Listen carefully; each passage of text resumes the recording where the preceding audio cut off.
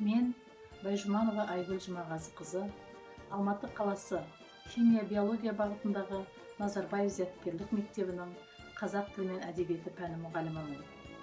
Барша қазақстандықтарды ұлы жеңістің 75 жылдығымен құттықтай отырып, қан майданда соғысқан барша қазақстандық ардагерлердің ерлігіне бас иемін. Қазір атамыз Бақбергенов Құрмантайдың басынан өткен хикаяттары менен қиыншылықтарын шөбересі Шаймерден Темірлан Ерланұлы баяндайды.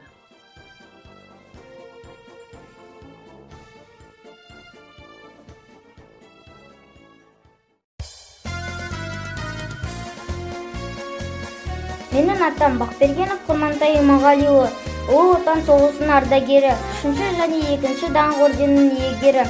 Бақбергенов Құрмантай Иманғалиұлы 1921 жылы тамыз айының 20 жұлдызында Семей облысы Шұбартау ауданы Малгелді ауылында дүниеге келген. Жастайынан қиыншылықты 1930 жылдардағы жоқшылықты, ашаршылықты көріп өскен.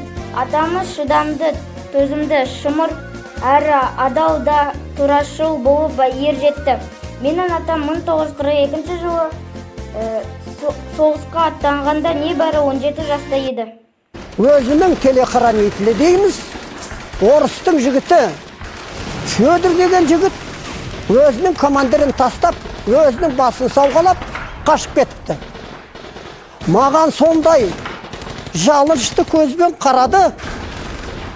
Құрмантай, мені тастап кетесің ба? Қалдырдың ғой мені тірідей деген сияқты. Автоматымды тастадым.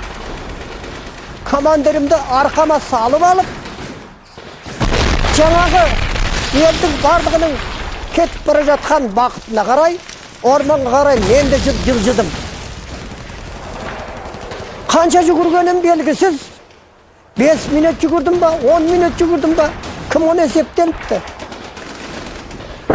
Бірақ жаңбыр жауған уақытында, плаш-палатка шипірдің үстіне жауған уақытында тырсылдайды ғой. Осылай оқ дегендерім тырсылдап өтіп жатты.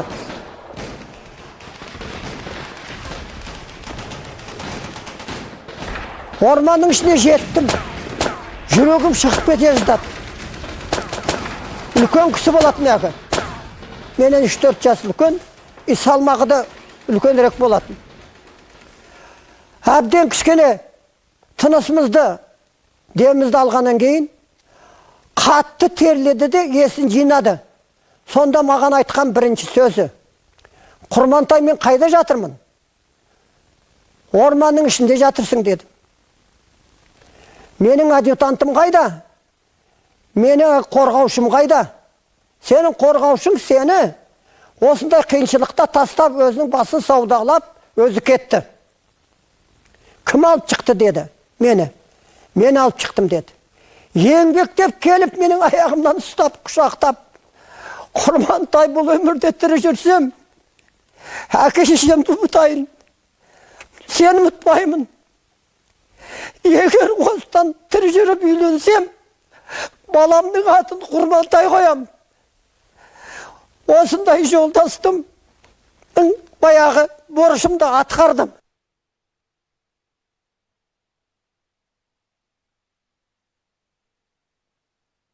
Соғыста ол да жаралы болып кетті. Мен де жаралы болып кеттім. Ол бір аяғынан айырылып кетті. Мен ауыр жаралы болып Будапештке түстім. Содан екеуміз 35 жыл бір-бірімізді көргеніміз жоқ. 1979 жылы Ялта деген санаторияда ол арадан мені ағы көрме дейді ғой, выставка, культ поход дейді, Ялтадан Севастополь қаһарман қаласына апарды. Сондағы ағы панорама, диорама, музей сияқты. Соны көріп жүрсем, бір орыстың шалы, бір аяғында протезі бар.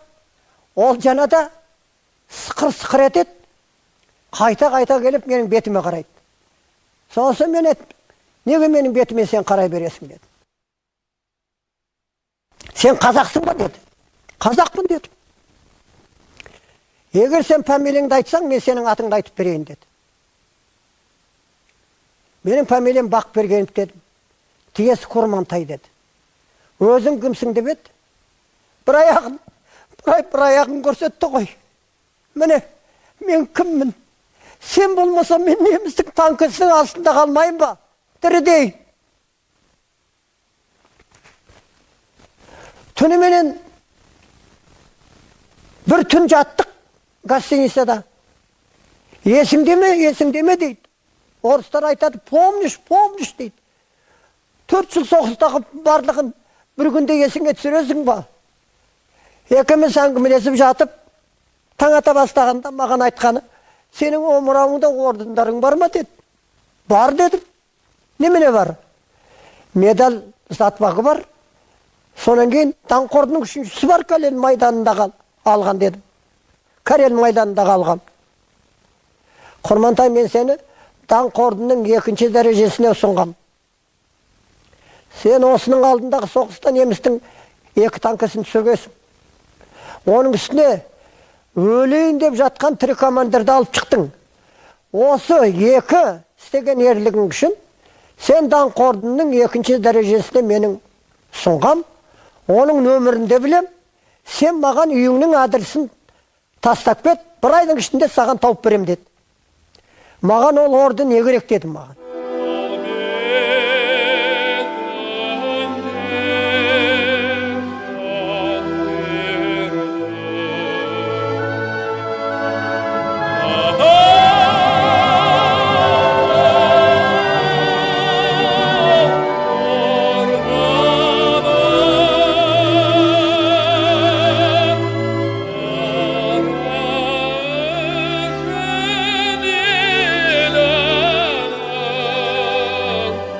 Дархан мінез дария, ой дарашындар, жарқын жүзді жүрегі ақ жанасылдар. Арамызда жүретін алшан басып, майдангерлер азайып барасындар.